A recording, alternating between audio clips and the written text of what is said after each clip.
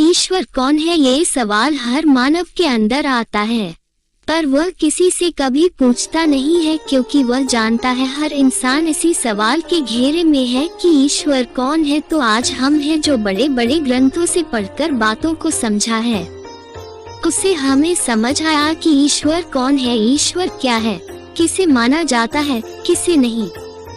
मानव ने बहुत सारे ग्रंथ पढ़े हैं, जैसे कि भागवत गीता जो ग्रंथों में सबसे बड़ा ग्रंथ माना जाता है, रामचरितमानस, महाभारत, हर तरह के ग्रंथ हमने पढ़े हैं। हर में एक ही वर्णन है कि ईश्वर किसे माना जाए। श्रीमद्भागवत गीता में कहा गया है कि ईश्वर वही है जो सही राह दिखाने किसी को भी अपना बना लेते हैं। जरूरी नहीं कि हर अच्छे दिखने वाले लोग हमारे ईश्वर बनने के लायक है। भगवान ने इस धरती पर एक ईश्वर पहले से ही देह में भेद स्वरूप रखा है। वो हमारे माता पिता, उनसे बड़ा कोई ईश्वर नहीं होता।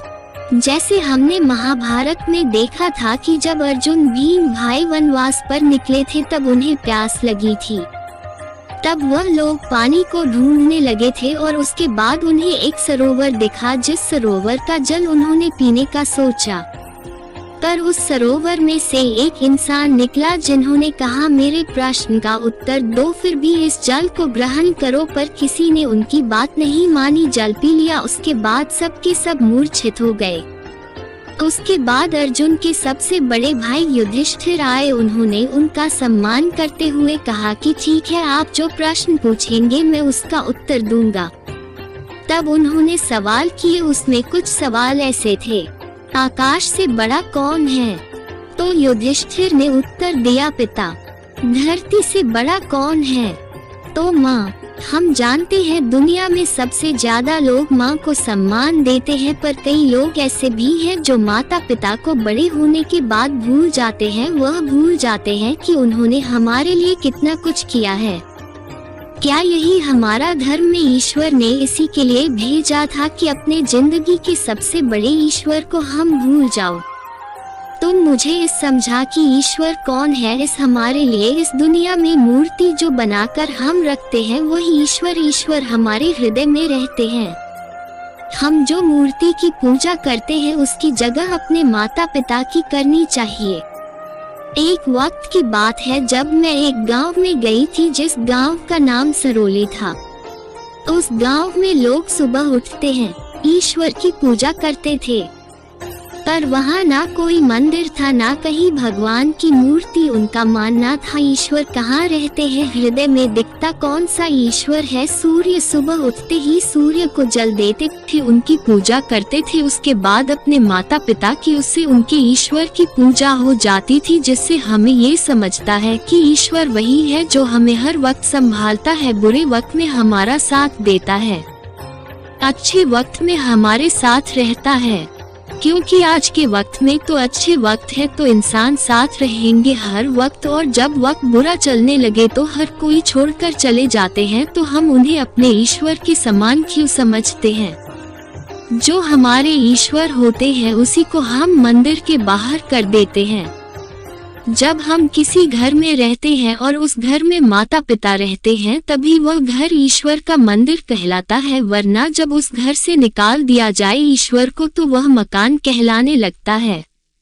उस ईश्वर ने एक ही चीज सीख लाया है, पूजा भले ही ना करो, उधर से सम्मान करो, बस इतना ही हमें चाहिए।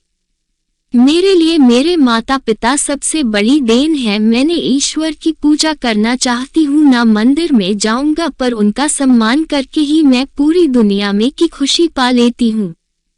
मैं जो कुछ करती हूँ वह बड़े ही कर्म और आत्मविश्वास के साथ करती हूँ, क्योंकि मैं जानती हूँ कि मेरे पीछे मेरे ईश्वर हमेशा खड़े रहेंगे। वह मेरा साथ कभी नहीं छोड़ेंगे। अगर मैं मुश्किल वक्त में आ गई तो वह मुझे हौसला देंगे और सही राह दिखाएंगे। मंदिर की पूजा मैं ना करना जानती हूँ। मैं जानूं कि क्योंकि मैं ईश्वर की पूजा करके दिखावा नहीं करना चाहती। मैं बस मन से सलमान करके ही उनकी पूजा कर लेती हूँ। उस गांव में बहुत सारे लोग थे, पर मैं किसी अलग इंसान के तलाश में थी जो मुझे ईश्वर कौन है ये समझा सके पूरी तरह से। हमने जो मानती थी वह बात सत्य है या असत्य मुझे यह नहीं पता था, इसलिए हमने अपने मन को कहा अब चले ईश्वर कौन है इस सवाल के जवाब ढूंढने। हम उस गांव के सबसे आखिरी घर में गए जो बहुत गरीब परिवार था। उसमें माता पिता और एक पुत्र रहता था। मेरी बात उनके पुत्र से हुई जिसका नाम रमेश था।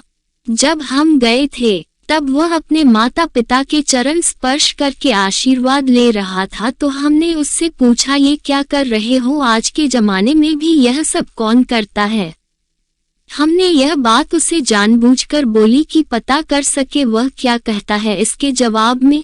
तो उसने कहा आप जहाँ से भी है आपको कोई याद रहना चाहिए कि माता पिता ईश्वर होते हैं, तो उनके चरण स्पर्श करके विश्व की सारी खुशी हमें मिल जाती है। मैं भले ही ना अमीर हूँ ना कुछ, भले ही मेरे पास धन दौलत नहीं है, पर मेरे पास वह ईश्वर है जिनकी पूजा से धन दौलत पूरे ब्रह्मांड की खुशियाँ मेरी झोली में आ जाती हैं। आप लोगों को भी यह भूलना नहीं चाहिए कि जितने दिन भी आप इस दुनिया में आने में लगाते हैं उतने दिन वह माँ बाप कितने कष्ट में रहते हैं।